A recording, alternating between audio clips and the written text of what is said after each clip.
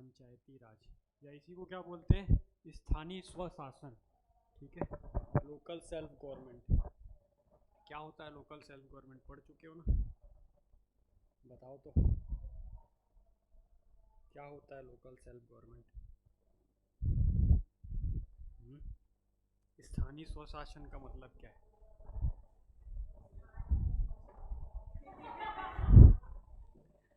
स्थानीय स्वशासन या लोकल सेल्फ गवर्नमेंट का मतलब क्या है?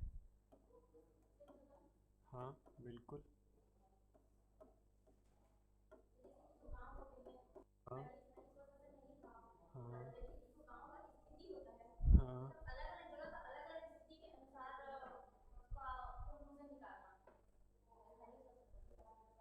कुछ कुछ करीब, और कोई अच्छे से।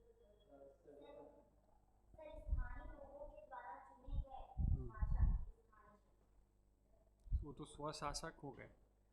स्वशासन क्या हुआ? एडमिनिस्ट्रेशन और एडमिनिस्ट्रेटर में अंतर है ना। मैं बोल रहा हूँ कि लोकल सेल्फ गवर्नमेंट क्या होगी। ठीक है, आप इंग्लिश में भी बोल सकते हो, मुझे परेशानी नहीं है ना। यदि आपको इंग्लिश में समझ आ रहा है आप इंग्लिश में बोल लीजिए, पर आंसर प्रॉपर आना चाहिए। कुछ बोल रहे थे। हम्म, हम्म, हम्म, हम्म, हम्म, हम्म, हम्म।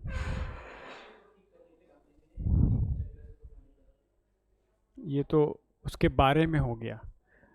मैं डेफिनेशन चाह रहा हूँ स्थानीय। सिर्फ ग्रामीण?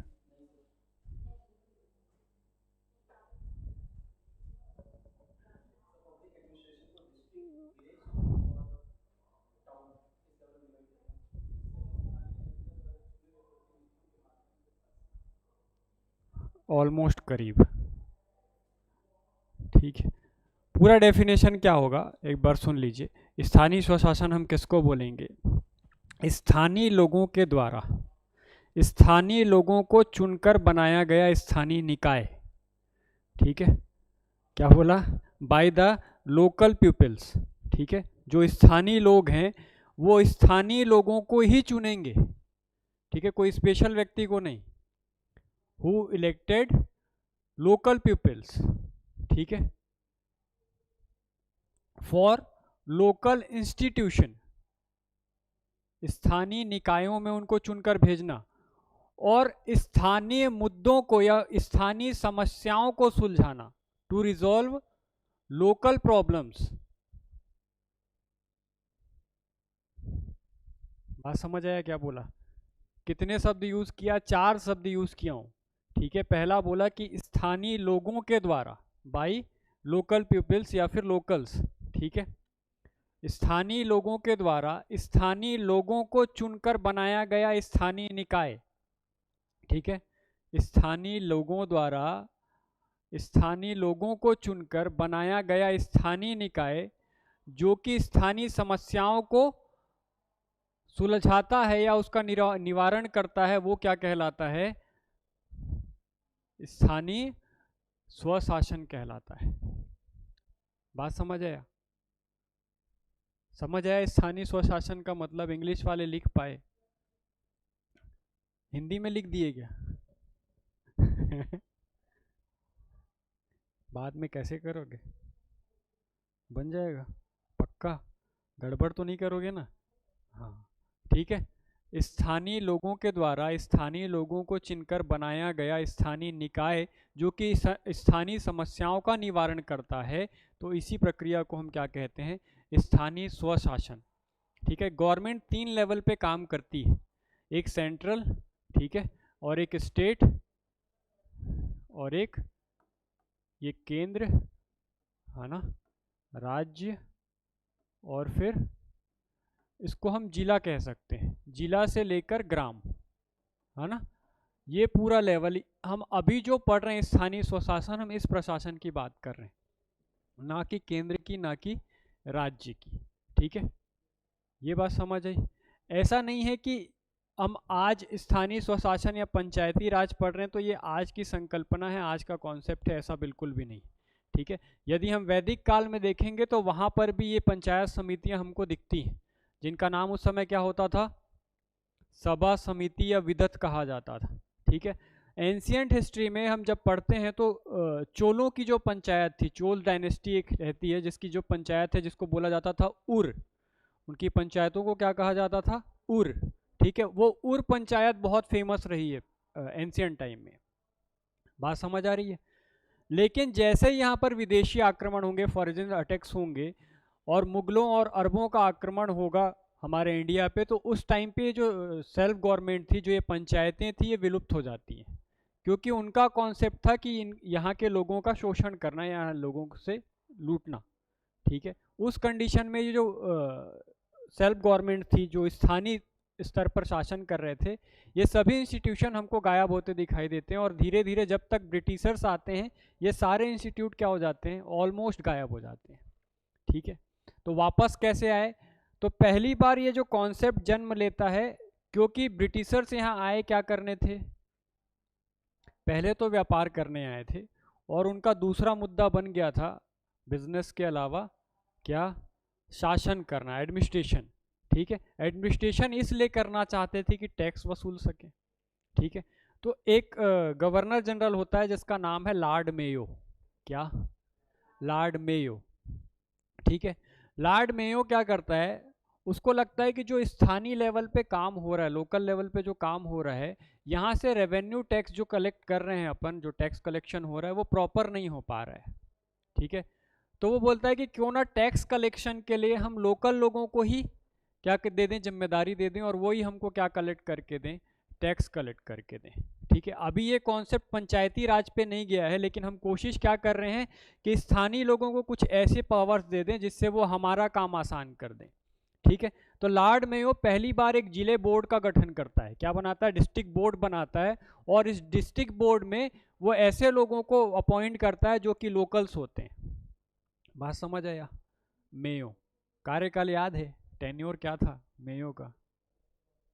हाँ हाँ, ठीक है, 1872 से ये स्टार्ट होगा इसका टेन्योर।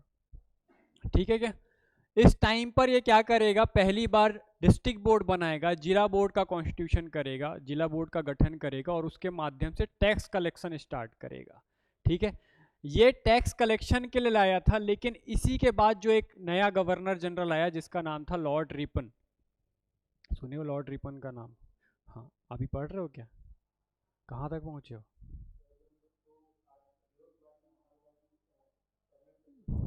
अच्छा, अभी पीछे हो, मतलब आ जाएगा थोड़े समय में। ठीक है, तो कौन आएगा, रिपन। रिपन 1882 में, 1882 में, ठीक है, 1882 में इन्हीं जिला बोर्डों में जो स्थानीय लोग थे उनको और ज़्यादा पावर्स देगा। ठीक है, ये क्या किया, अब जो लोग केवल टैक्स कलेक्ट करके दे रहे थे, उनकी जितनी भी समस्याएं थी, जो भी प्रॉब्लम्स थी, उसको भी सुनेगा और उसको निदान करेगा, उसको रिजॉल्व करके देगा। ठीक है, तो अब जो लोगों के पास पावर आ गई वो टैक्स कलेक्शन की तो थी ही कि वो टैक्स कलेक्ट कर सकते हैं, पर साथ में उनको और क्या पावर मिल गई कि यदि उनकी कोई समस्याएं हैं, उनकी कोई प्रॉब्लम्स हैं, तो वो किस तक पहुंचा सकते हैं, उसको गवर्नर जनरल तक पहुंचा सकते हैं थ्रू डिस्ट्रिक्ट बोर्ड। ठीक है, डिस्ट्रिक्ट बोर्ड में हालांकि अंग्रेज मेंबर्स ही होते थे, लेकिन फिर भी कम से कम समस्याएं सुनी जाने लग गई। ठीक है, कि हम आप, और हमारा कॉन्सेप्ट ही क्या है, स्थानीय समस्याओं को सुनना और उसको सुलझाना, यही तो कर रहे हैं हम सेल्फ गवर्नमेंट में। तो इसकी पहली बार शुरुआत कब देखने को मिलती है, 1882 में, इसलिए हम रिपन को क्या बोलते हैं, स्थानीय स्वशासन का पिता, the father of local self government. ठीक है, लॉर्ड रिपन। मेयो को क्यों नहीं बोलते, क्योंकि उसने समस्या सुलझाने के लिए नहीं बनाया था इसको, बल्कि किस लिए बनवा के दिया था, टैक्स कलेक्शन के लिए। लेकिन पहली बार जो जिला बोर्ड हमको दिखाई देता है वो किसके समय से दिखाई देता है, लॉर्ड मेयो के काल से दिखाई देता है, याद रहेगा, 1882। ठीक है, इसके बाद एक समिति बनेगी जिसको बनाया जाएगा लगभग 1882 का ये कार्यकाल हो गया रिपन का। रिपन के बाद आपका लगभग 1882 1907 में, 1907 में, ठीक है। 1907 में एक कमेटी बनाई गई और उसने रिकमेंडेशन दिया कि यदि आप चाहते हो इस लेवल पे टैक्स कलेक्शन अच्छा हो तो आपको क्या करना चाहिए, डिसेंट्रलाइज कर देना चाहिए पावर्स को, ठीक है। 1907 में किसका कॉन्सेप्ट दिया गया, डिसेंट्रलाइजेशन ऑफ पावर्स। पावर्स मतलब, हाँ हाँ, शक्तियों का विकेंद्रीकरण की जो शक्ति है, जो बात है वो 1907 में की गई, ठीक है। शक्तियों का विकेंद्रीकरण 1907।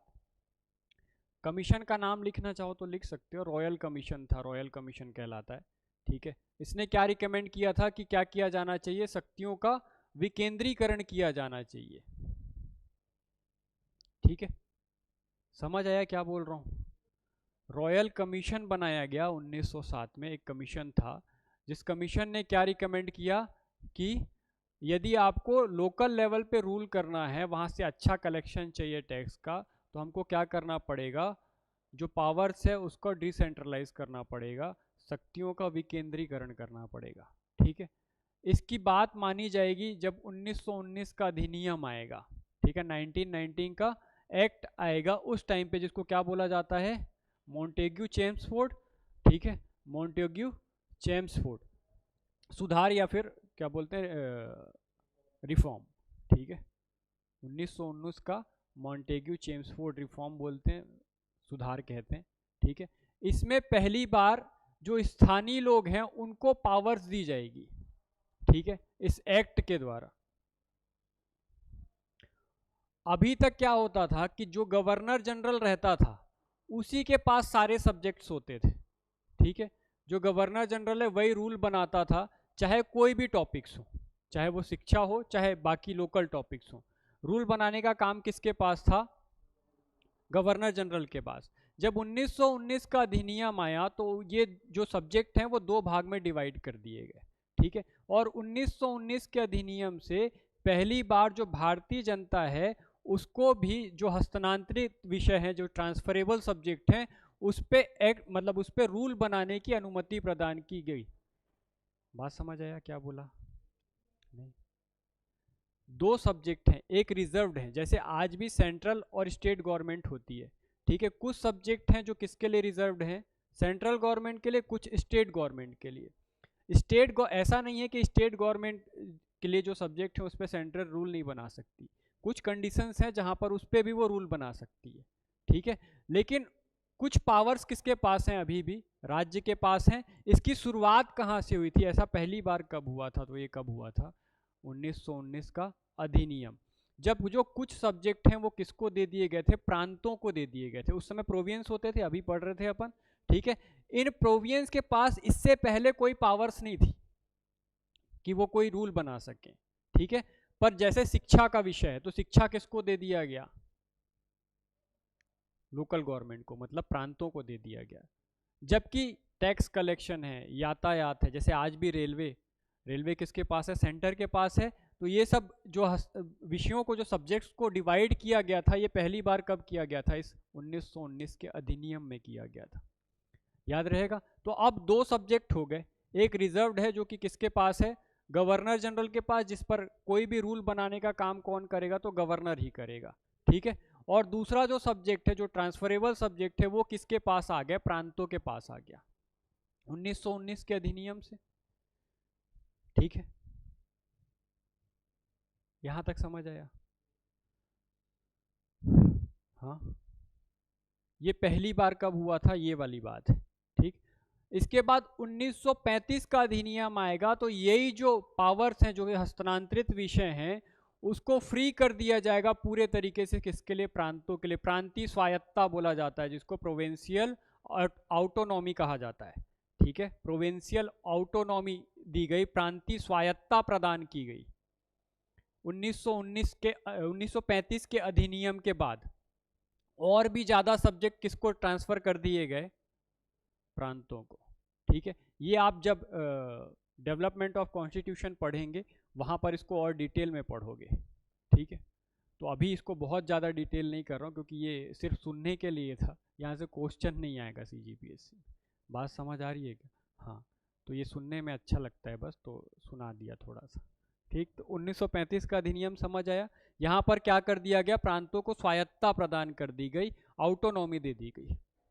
ठीक, 1935 का अधिनियम आया जो कि कब तक चलेगा, 1947 तक के चलेगा, जिसके अनुसार प्रांतों के पास कुछ विषय रहेंगे। अभी तक पंचायतों की कोई बात नहीं की गई है।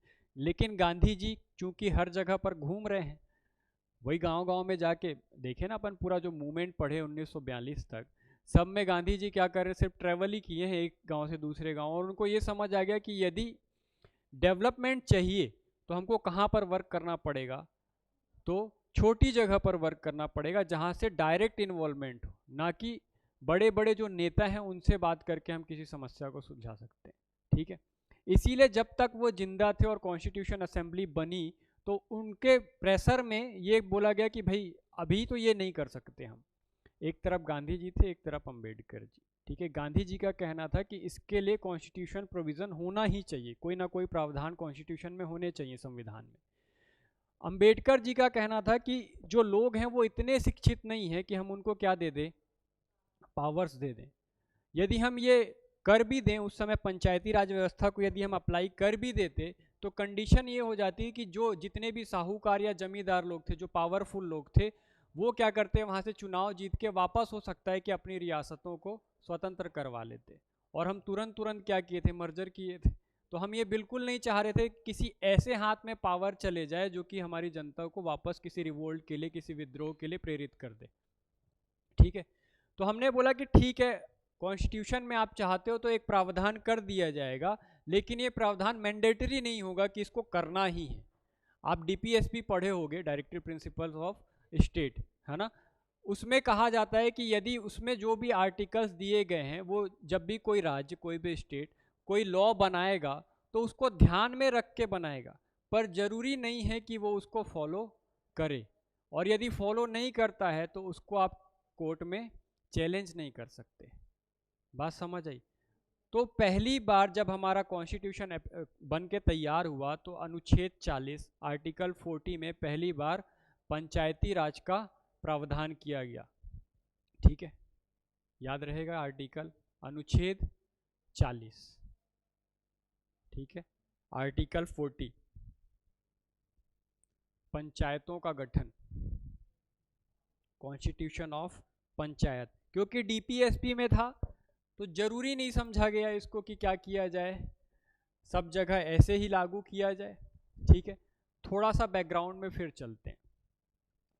40 में तो कर दिया कि अनुच्छेद 40 क्या बोल रहा है कि इसमें राज्य को क्या करना चाहिए, पंचायती राज बनाना चाहिए। लेकिन अम्बेडकर जी क्या बोल रहे हैं कि हमारे राज्य जो है, स्थानीय जो गवर्नमेंट है, वो लोग हैं जो वो तैयार नहीं है।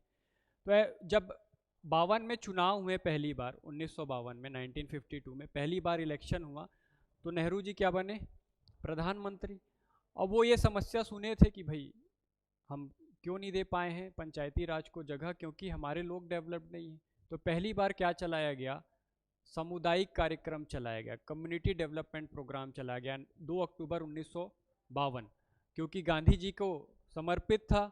ठीक है, गांधी जी की मृत्यु हो चुकी थी उस समय तक, गांधी जी नहीं थे ना भाई, हाँ, तो उनको भी ट्रिब्यूट देना था इसलिए भी। और साथ में इस एक्ट को हम कहीं पर कॉन्स्टिट्यूशनल प्रोविजन कर सके ताकि लोग हमारे डेवलप हो जाएं, इसलिए कौन सा प्रोग्राम चलाया जा रहा है, कम्युनिटी डेवलपमेंट प्रोग्राम, या इसी को क्या बोला जाता है, सामुदायिक विकास कार्यक्रम। लेकिन जब सामुदायिक विकास कार्यक्रम चलाया गया 2 अक्टूबर 1952 को, तो ये सभी जिलों में या पूरे भारत में लागू नहीं किया गया था। ठीक है, कुछ टारगेटेड डिस्ट्रिक्ट थे जहां पर इसको लागू किया गया। ये नहीं पूछता कि कहां कहां पर, तो इसलिए अपन वहां पर नहीं जाएंगे। बस ये याद रखना कि चालू कब हुआ था, 1952 में, 2 अक्टूबर 1952 में इसको चालू किया गया था। जब ये थोड़ा सफल हुआ, 2-4 महीने वर्क किया और अच्छी इसकी रिपोर्ट आने लग गई, तो इसी का विस्तार कर दिया गया। ठीक है, इसी को और एक्सपेंड कर दिया गया और एक नया प्रोग्राम लाया गया जिसको बोलते हैं राष्ट्रीय विस्तार कार्यक्रम, नेशनल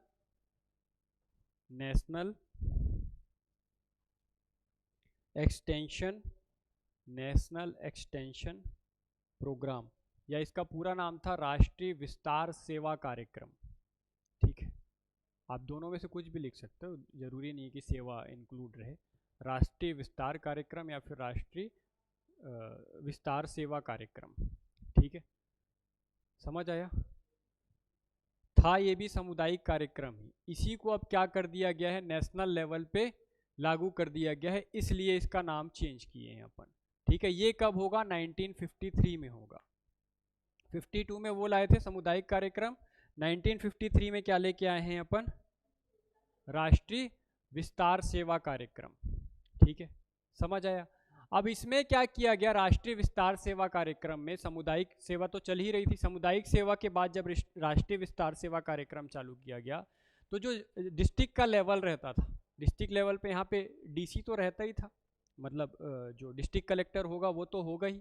ठीक है, इसके अलावा एक विकास अधिकारी की नियुक्ति की गई। ठीक है, जिसको क्या बोला जाता था, डीडीसी। क्या बोला जाता था, डीडीसी, डिस्ट्रिक्ट डेवलपमेंट कमिश्नर। ठीक है, आयुक्त।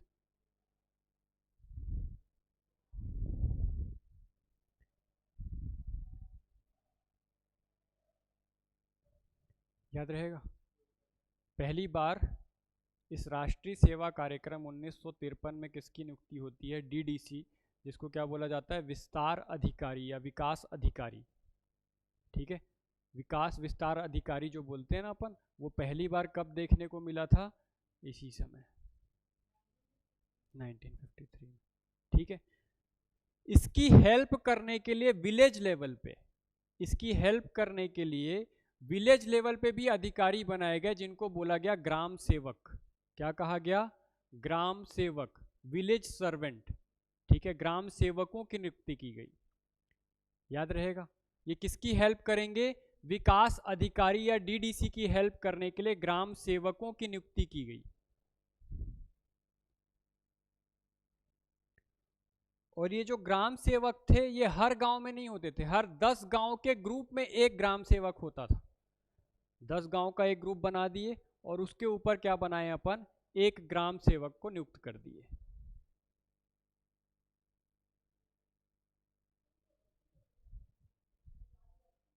ये सब, ये इलेक्शन नहीं होता था इनका, ये सब अपॉइंटेड थे, सब ब्रिटिशर्स से आधे से ज़्यादा।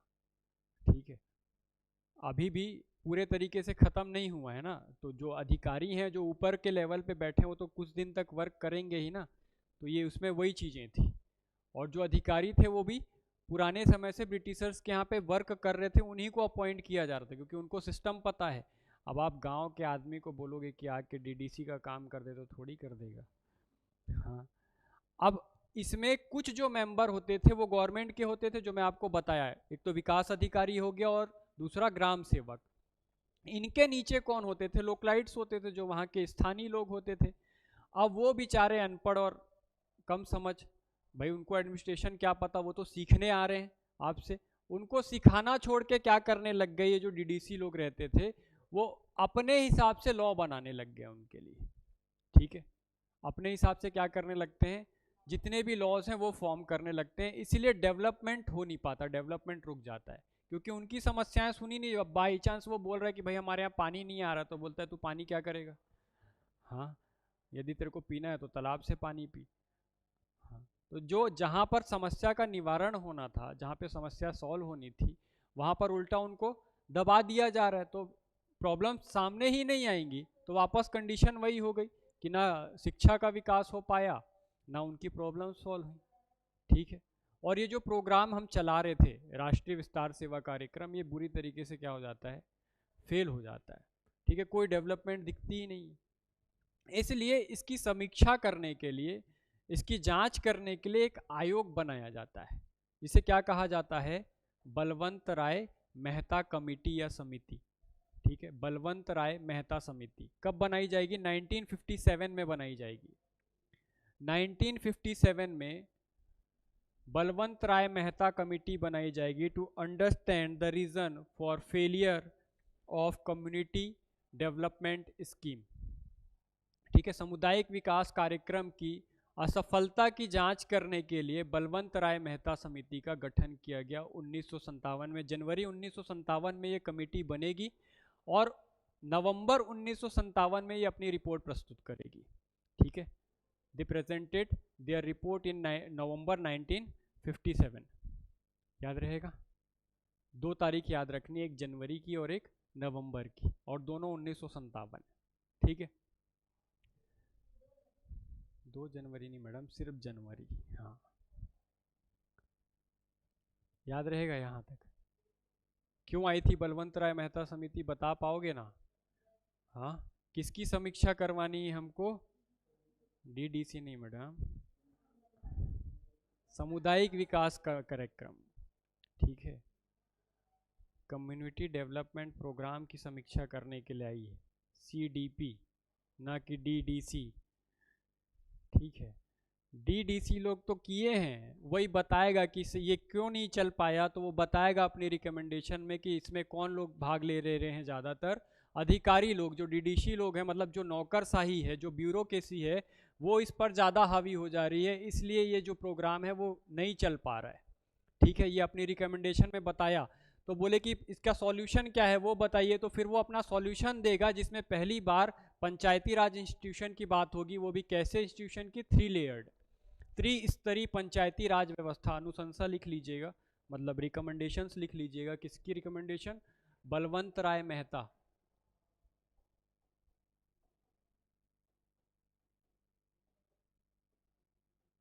बलवंत राय मेहता कमेटी कब कर रहे हैं?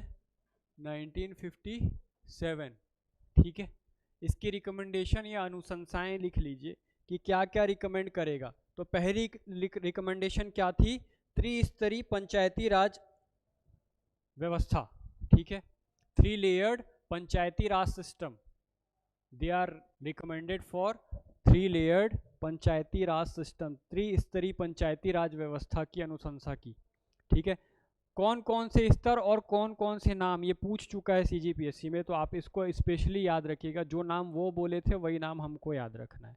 समझने के लिए हम उसको कोई और नाम से याद रख सकते हैं, पर वो क्या बोले हैं वो याद रखना है, स्पेशली बलवंत राय, क्योंकि सबसे ज़्यादा पूछी जाने वाली जो संस्थाएं हैं वो बलवंत राय मेहता और अशोक मेहता है, 2 ही है। ठीक है, तो ये क्या क्या बोला था? तो ये जिला लेवल पे या डिस्ट्रिक्ट लेवल पे क्या होगा बोला? वो तो था, जिला लेवल पे कौन रूल करेगा? इसको क्या बोलेंगे अपन? जिला अधिकारी नहीं, जिला परिषद, डिस्ट्रिक्ट काउंसिल, जिसको आप आज क्या बोलते हो? जिला पंचायत। उस समय ये किस नाम से जानी जाती थी? जिला परिषद या डिस्ट्रिक्ट काउंसिल कहा जाता था उस समय। ये नाम याद रखना है आपने को। ठीक है, कि उस समय क्या कहा जाता था, या वहाँ पे यदि आप लिख दिए कि जिला में कौन वर्क करता है तो जिला पंचायत, तो गलत हो जाएगा। ठीक है, उस समय जिला पंचायत नहीं बनी थी, उस समय कौन था? जिला परिषद वर्क करती थी। दूसरा लेवल था ब्लॉक लेवल, या इसको बोलते हैं खंड लेवल। ठीक है, खंड स्तर या ब्लॉक लेवल। ठीक है, यहां पर कौन वर्क करता था? तो पंचायत समिति, पंचायत कमेटी यहां पर रूल कर रही है, जो जिसको आप आज जनपद पंचायत बोलते हो। ठीक है, उस समय इसका क्या नाम दिया गया था? पंचायत समिति, है ना। और तीसरा लेवल था ग्राम, विलेज।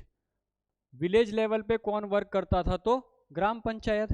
ठीक है, विलेज पंचायत।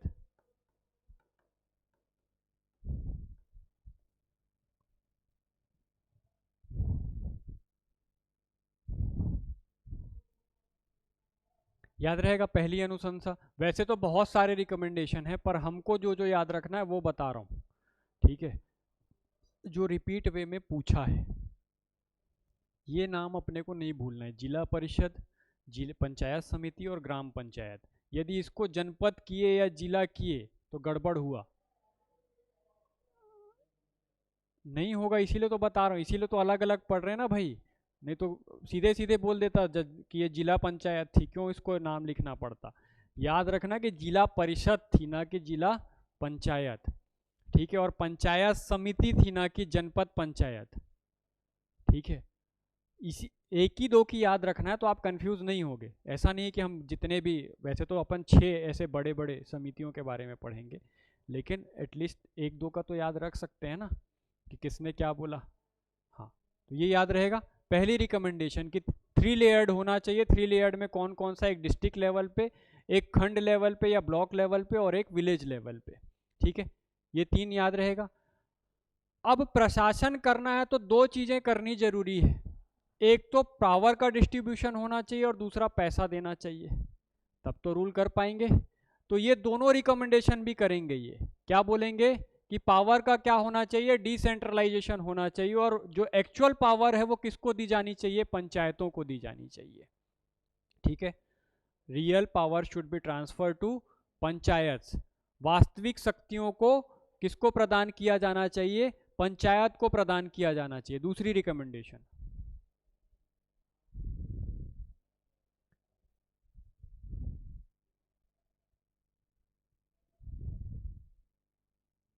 याद रहेगा।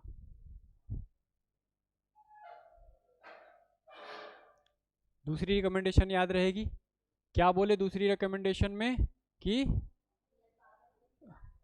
पंचायत। ठीक है, पंचायत को वास्तविक सत्ता, पावर्स दी जाए, शक्तियां दी जाए। तीसरी रिकमेंडेशन होगी कि प्रांतों पंचायतों को वित्तीय सहायता प्रदान की जाए। ठीक है, हाँ, financial support should be provided to panchayat.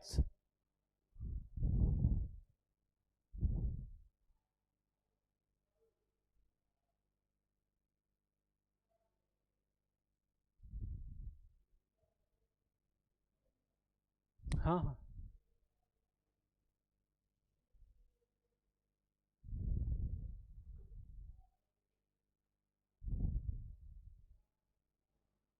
याद रहेगा, तीनों रिकमेंडेशन याद रहेगी। ये 3 मोस्ट इंपॉर्टेंट रिकमेंडेशन है जो कि कौन किया था, बलवंत राय मेहता। कि पहले तो फाइनेंशियल सपोर्ट दो उनको, दूसरा कि उनको रियल पावर्स ट्रांसफर करो, और जो पंचायत है वो 3 लेयर्ड बनाओ जो आपके सामने है। ठीक है, इस अनुशंसा को एनडीसी उस समय वर्क करती थी, नेशनल डेवलपमेंट कमिटी। ठीक है, ये वर्क करती थी एनडीसी, उसके द्वारा इस रिकमेंडेशन को मान लिया गया और इसको अप्लाई किया गया। ठीक है, एज अ पायलट प्रोजेक्ट सभी राज्यों को बोला गया कि जो राज्य जिस तरीके से चाहता है उस तरीके से इस रिकमेंडेशन को माने और अपने अपने यहाँ लागू कर ले। अब चूंकि अभी तक इसके लिए कोई कॉन्स्टिट्यूशनल प्रोविजन नहीं किया गया है, केवल एक प्रोविजन है जो कि कहाँ पर है, आर्टिकल 40 में। ठीक है, आर्टिकल 40 वो भी डीपीएसपी में है, तो राज्यों के पास स्वायत्ता है, राज्य जैसा चाहें उसको वैसा मोल्ड करके अप्लाई कर सकते हैं। तो जिसको जैसा समझ आया, जिसको 3 स्तरीय समझ आया उसने 3 स्तरीय लगा दिए, जिसने 2 स्तर में समझ आया वहां 2 स्तरीय चालू हो गई, जहां 4 स्तर में समझ आया वहां 4 स्तर में चालू कर दिए। तो एक रूपता नहीं आई कहीं से भी। अब ये सिस्टम यूनिफॉर्म नहीं दिखेगा ना आपको, बेतरतीब सा दिखेगा कि किसी राज्य में 2 चल रहा है, किसी राज्य में 1। लेकिन याद क्या रखना है यहाँ से कि पहली बार ये कहाँ पर लागू किया गया, राजस्थान के नागौर में। ठीक है, पहली बार ये रिकमेंडेशन कहाँ पर लागू की गई, तो राजस्थान के नागौर में। गांधी जी के बर्थडे पे 2 अक्टूबर 1959 2 अक्टूबर 1959 को ये कहाँ से स्टार्ट होगा, नागौर जिले से।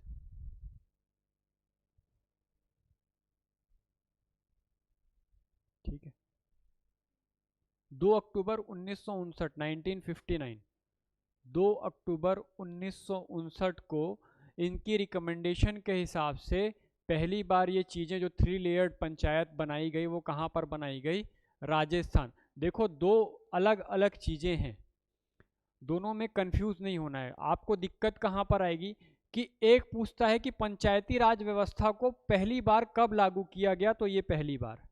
ठीक है, एक पूछेगा 73वें संविधान संशोधन के बाद पहली बार कहां पर लागू किया गया, आंसर चेंज हो जाएगा। अब कहां पर आएगा, तो एमपी। ठीक है, 73वां संविधान संशोधन होगा जब इसको कॉन्स्टिट्यूशन में अपने एक अलग पार्ट में जोड़ दिया जाएगा। ठीक है, तब ये पहली बार कहां पर लागू होगा, 73वें संविधान संशोधन के बाद ये पहली बार एमपी में लागू हुआ था, और उस समय एमपी छत्तीसगढ़ एक थे। तो ये भी कह सकते हैं कि पहली बार कहां पर लागू हुआ था, छत्तीसगढ़ में भी लागू हुआ था। ठीक है, पंचायती राज को आफ्टर कॉन्स्टिट्यूशनल प्रोविजन रेगुलेट करने वाला पहला स्टेट कौन सा था, तो एमपी विथ छत्तीसगढ़। ठीक है, छत्तीसगढ़ के साथ मध्य प्रदेश, मध्य प्रदेश के साथ छत्तीसगढ़, मतलब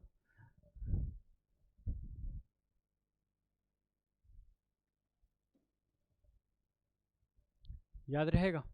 2 अक्टूबर को ये लोग लागू करेंगे, 11 अक्टूबर को पहली बार इसी के तहत इलेक्शन करवाया जाएगा आंध्र प्रदेश में। आंध्र प्रदेश ऐसा पहला स्टेट था जिसने पंचायती राज के लिए अपने यहाँ पे इलेक्शन करवाए थे।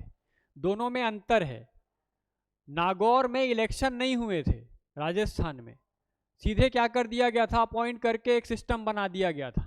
ठीक है, लेकिन कहां पर चुनाव करवाए गए, आंध्र प्रदेश में 11 अक्टूबर 1959।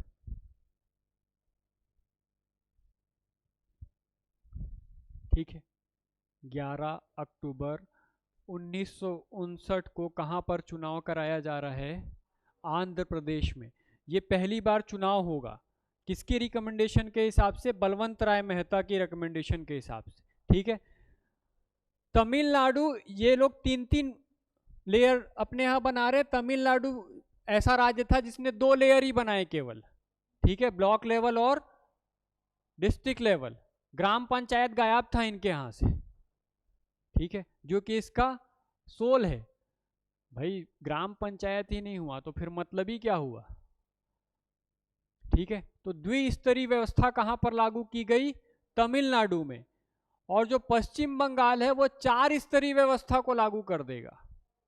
ठीक है, 4 स्तरीय, वो डिस्ट्रिक्ट को 2 भागों में बांट देगा। हालांकि ये पूछेगा नहीं तो इसको अपने को लिखने की जरूरत नहीं, बस ये लिख लीजिए, 4 layered system was adopted by Paschim Bengal.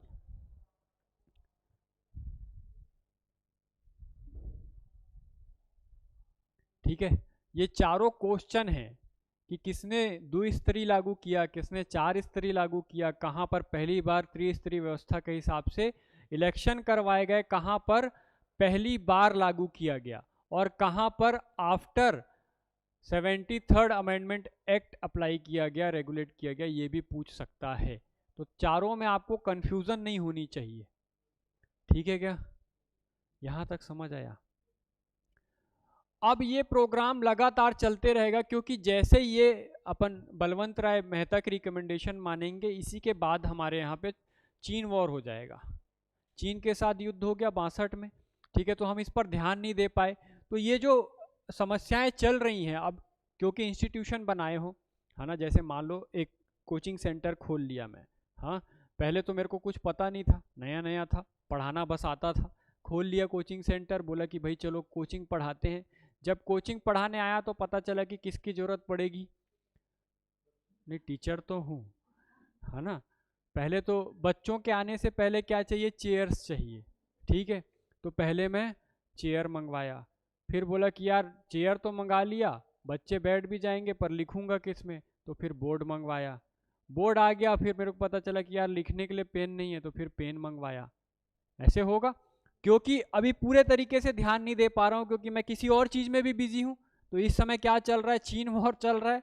तो ऑब्वियस सी बात है कि एक तो ऑलरेडी हम लोग पुअर्टी से जूझ रहे हैं, गरीबी चल ही रही थी इस समय, लोग एजुकेटेड हैं ही नहीं, ऊपर से क्या हो रहा है, वॉर पे वॉर हो रहा है, पाकिस्तान वॉर, उसके बाद ये चीन वॉर, ये सब हो ही रहा है लगातार।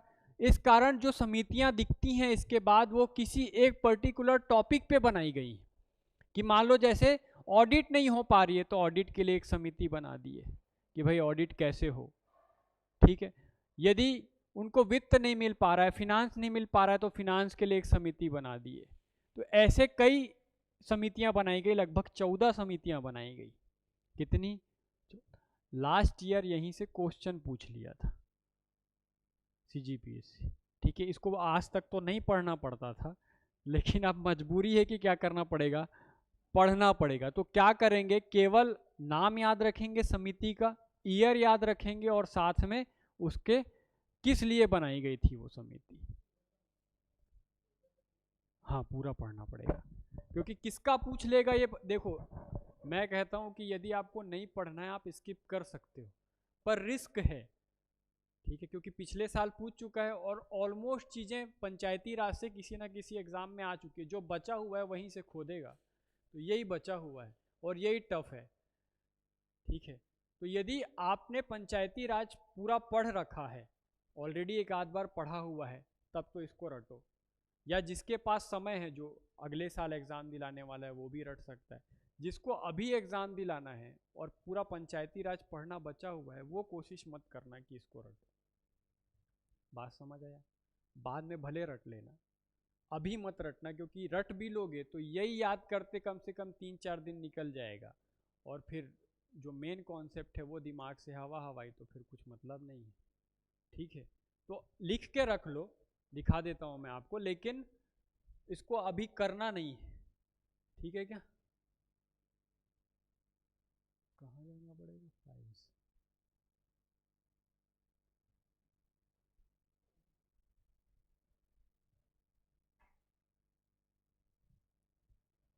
ये दूसरी समिति बनी थी बी आर राव समिति 1960 में। ठीक है, किस लिए बनाई गई थी? पंचायत सांख्यिकी के यांत्रिकरण पर। मतलब जो पंचायत के स्टैटिक्स होते थे, जो डेटा होते थे, उनको आप कैसे मैनेज करोगे, कैसे उसको अरेंज करोगे, उसके लिए जो समिति बनाई गई थी वो कौन सी समिति है? बी आर राव समिति। तो इसको आप लिख लो, अब इसको बताऊं क्या मैं के? ठीक है, या फोटो खींचना हो तो फोटो खींच, जैसा भी आपको सहूलियत हो। ठीक है, दोनों में ही लिखा हुआ है, इंग्लिश और हिंदी में, तो आपको परेशानी नहीं होगी।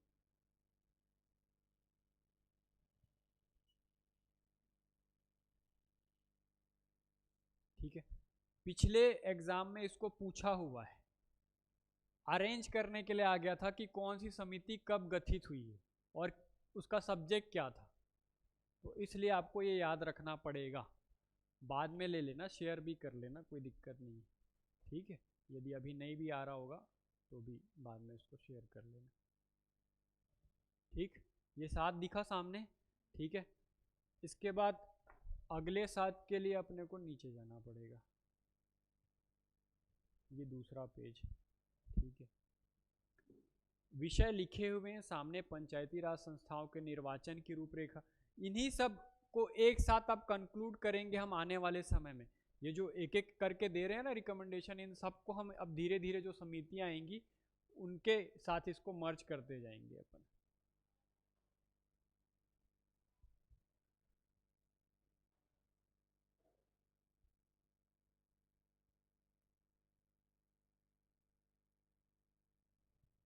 हो गया ये?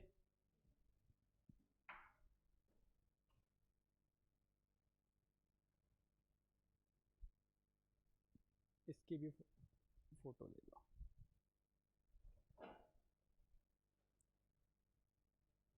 इसको डील करने जाता तो इसी में कम से कम 3 क्लास निकल जाती। ठीक है, पर ये इतना इम्पोर्टेंट नहीं है, तो आप इसको जब समय मिले तब आप याद कर लीजिए, और इम्पोर्टेंट है तो फिर ऐसा इम्पोर्टेंट है कि भाई पूछ चुका है लास्ट ईयर, तो है भी, उसके पहले इससे क्वेश्चन नहीं आता था। ठीक है, अब आप जो देख रहे हो ये 14वीं कमिटी, जिसका नाम है committee constituted on community development and panchayati raj. ठीक है, इसके बाद ये जो 1976 का समय, इसी के बाद हमारे यहाँ इमरजेंसी लगा दी जाती है इंदिरा गांधी के द्वारा। ठीक है, जैसे ही इमरजेंसी लगी, लोगों का लगातार शोषण हुआ, लगातार लोग फ्रस्ट्रेट हुए। ठीक है, उसके बाद एक नई सरकार आई। किसकी सरकार? मोरारजी देसाई। ठीक है, मोरारजी देसाई क्या बने? प्रधानमंत्री बने, और उन्होंने इस पूरे पंचायती राज इंस्टीट्यूशन को फिर से समझने के लिए, ठीक है, उसका पुनर्वलोकन किया। ठीक है, और उसके लिए एक नई समिति बनाई, जिसको क्या बोला जाता है? अशोक मेहता समिति, अशोक मेहता कमेटी। इसको हटा दो। ये दोनों जो समितियां दिख रही हैं, 16 और 17, बीच में 15 गायब है, तो 15वीं समिति कौन सी है? अशोक मेहता। ठीक है, उसके बाद ये 16 और 17 आएंगी। इसको मैं कर देता हूँ।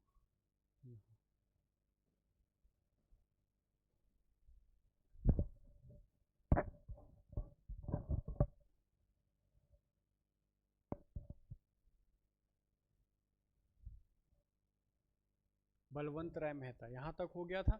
उसके बाद वो 14 समिति, और फिर 15वीं समिति कौन सी है? अशोक मेहता, अशोक मेहता समिति, अशोक मेहता कमेटी। कब आएगी ये? 1977। कब आएगी? 1977 में।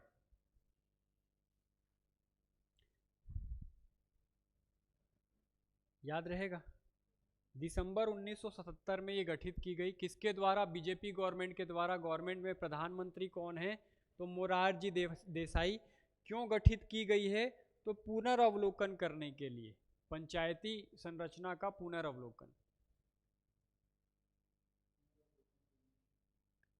क्या बोलेंगे? Recheck, recheck of Panchayati Raj system या इंस्टीट्यूशन, जो भी आप लिखना चाहो, कि ये ठीक से काम क्यों नहीं कर पा रहा है। ठीक है, इसके लिए गठन किया गया है, जिसमें अशोक राय मेहता ने कुल 132 सिफारिशें दी थी। कितनी? 132 recommendations are given by Ashok Rai Mehta. ये किसके बेटे हैं? बलवंत राय मेहता के बेटे। इन्हीं से पूछना ठीक लगा होगा सरकार को, बोले कि भाई आप ही लोग कर रहे हो, परिवार वाले, देख लो भाई। ठीक है,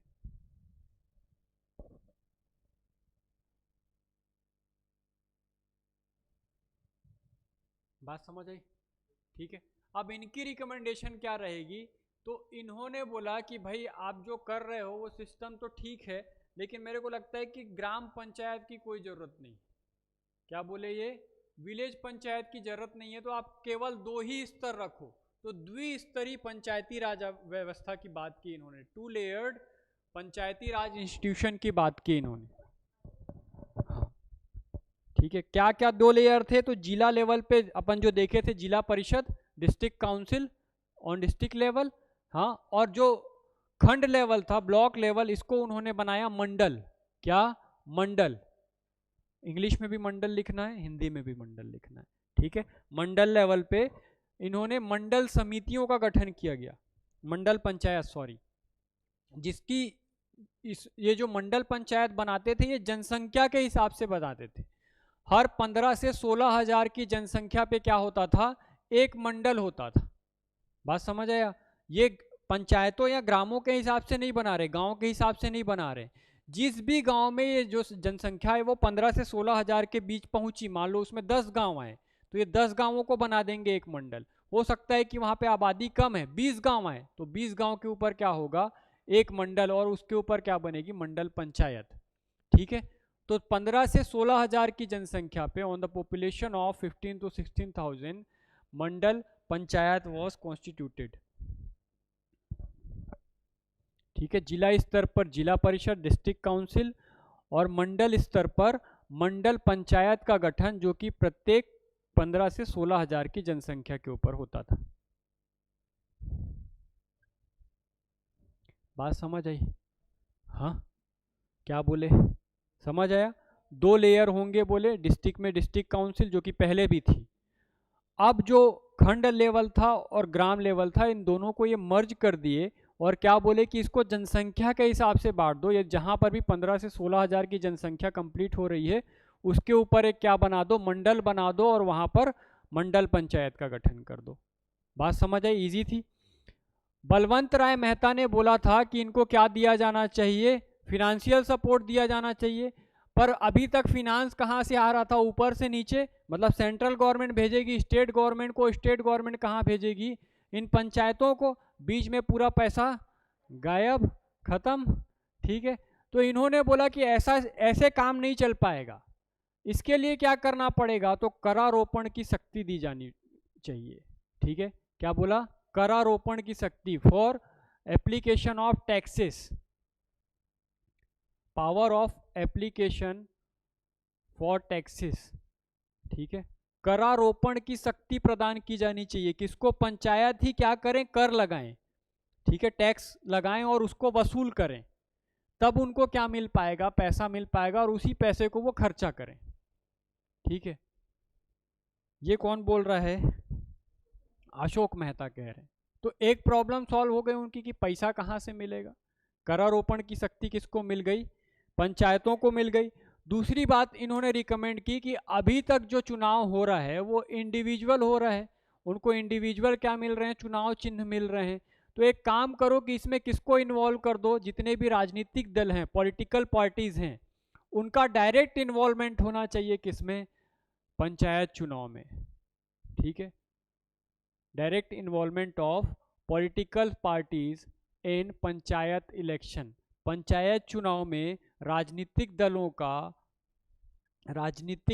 का प्रत्यक्ष प्रत्यक्ष भागीदारी।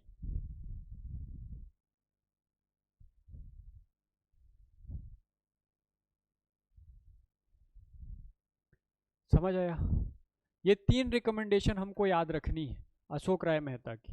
ठीक है, अब अशोक मेहता की रिकमेंडेशन मानी जाती, इससे पहले ही क्या हो गया, मोरारजी देसाई की सरकार गिर गई, तो इनके रिकमेंडेशन को माना ही नहीं गया, मतलब कोई इसका कॉन्स्टिट्यूशन प्रोविजन नहीं कर पाए। लेकिन हाँ, 3 स्टेट ऐसे हैं जिन्होंने इनकी व्यवस्था को लागू किया, जिसमें से पहला है आंध्र प्रदेश, दूसरा है पश्चिम बंगाल, आंध्र प्रदेश, पश्चिम बंगाल और कर्नाटक। इन तीनों ने जो रिकमेंडेशन अशोक राय मेहता दिए थे उसको ये लागू करने वाले राज्य हैं।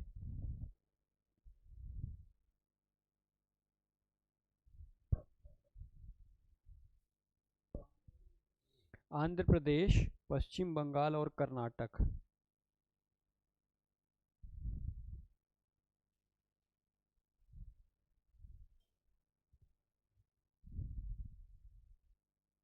याद रहेगा, ये 3 स्टेट और ये अशोक राय मेहता समिति। ठीक, यहाँ तक कोई कंफ्यूजन? हाँ, 132 अनुशंसाएं हैं, पढ़ने के लिए 132 भी पढ़ी जा सकती है, लेकिन वही पढ़ रहे हैं जो हमारे काम की है। जब हम इवन मेंस में भी लिखने जाएंगे तब भी इससे ज़्यादा नहीं पढ़ना है हमको, क्योंकि ये इम्पोर्टेंट है, जो कि स्ट्रक्चर को डिफाइन कर रहे हैं कि कैसे मेन प्रॉब्लम कैसे सॉल्व हो रही है पंचायत की। ठीक है, तो वहाँ पर भी हम जो फैक्ट लिख रहे हैं इसी फैक्ट को अप्लाई करके देखेंगे कि मेंस में आंसर कैसे राइट करेंगे अपन। ठीक है, अभी तक समझ आया? कल इसी के आगे कंटिन्यू करेंगे। अभी शायद आपकी दूसरी क्लास भी है, नहीं तो ज़्यादा क्लास मैं ही ले लूँगा तो गड़बड़ हो जाएगा। देखो बुलावा आ गया, देखे। हाँ, तो इसके आगे कल कंटिन्यू करेंगे। अभी कम से कम 4 समितियां और पढ़ेंगे जिनकी रिकमेंडेशन है, और देखेंगे लास्ट ऐसी कौन सी समिति थी जिसके रिकमेंडेशन पे क्या बनेगा, पंचायती राज अधिनियम बनेगा। ठीक है, और उसके बाद हम आर्टिकल्स देखेंगे, सभी आर्टिकल्स, मतलब 243 ए से लेके 243 ओ तक। ठीक है, और फिर जब नगरीय निकाय पढ़ेंगे तो फिर पी से जेड जी तक। ठीक है, दोनों अलग अलग है। पंचायती राज कहाँ से कहाँ तक है, 243 ए से 243 ओ तक, 243 ए से ओ तक। ठीक है क्या? तो ये कल की क्लास में देखेंगे कि उसके सब्जेक्ट क्या क्या हैं, और फिर सब्जेक्ट वाइज हम एक एक आर्टिकल को डील करते जाएंगे। ठीक है, तो हम जो पंचायती राज पढ़ रहे हैं ये सिर्फ पीएससी में काम नहीं आएगा, यदि आप एडीओ भी दिलाने बैठ जाओगे ना तो भी इससे ज़्यादा आपको नहीं पढ़ना पड़ेगा। ठीक है, इस लेवल पे जाके अपन पढ़ेंगे, पर आपके लिए टास्क है, क्योंकि मैं तो पढ़ा दूंगा, आप उसको याद कितना रख पाते हो। यदि वो आपके समझ आ गया, कॉन्सेप्ट है, पूरा कॉन्सेप्ट है, ठीक है, रटने वाली चीज़ है पर ज़्यादातर चीज़ें कॉन्सेप्ट बेस्ड है। यदि आपको कॉन्सेप्ट याद रह गया तो ये सब्जेक्ट बहुत आसान है, कुछ चीज़ें रट के आपका काम हो जाएगा। लेकिन आप कॉन्सेप्ट मिस किए तो सब कुछ गड़बड़। ठीक है, तो जो भी बता रहा हूँ बहुत ध्यान से सुनना और बहुत ध्यान से नोट करना। जहाँ पर नोट ना कर पाओ बताना कि ये चीज़ मिस हो गई है, तो मैं आपको फिर से बोल के उसको लिखवा दूंगा। ठीक है, पर कोई फैक्ट गलत मत लिखना, क्योंकि पढ़ने के बाद गलती हो जाएगी तो सब बेकार हो जाएगा। ठीक है, इसीलिए पूरा 15 से 20 दिन इसकी क्लास चला रहे हैं, है ना, तो आप उसको उतनी शिद्दत से नोट भी करना। ठीक है, समझ आया? कल इसी के आगे देखेंगे, जीवी के राव समिति बनाएंगे, उसकी रिकमेंडेशन देखेंगे, और फिर आगे एल.एम. सिंघवी समिति है ना, थुंगन समिति है, गॉडगिल समिति, और फाइनली गॉडगिल समिति जब बनेगी, है ना, और कांग्रेस की गवर्नमेंट बहुमत में आएगी, तब ये जो पंचायती राज व्यवस्था है हम उसको लागू कर पाएंगे। ठीक है, तो लागू करने वाली गवर्नमेंट कौन है? कांग्रेस। तो बैर नहीं रखना है कांग्रेस से, प्रेम रखना है। ठीक है, चलिए कल इसी के आगे अपन कंटिन्यू करेंगे।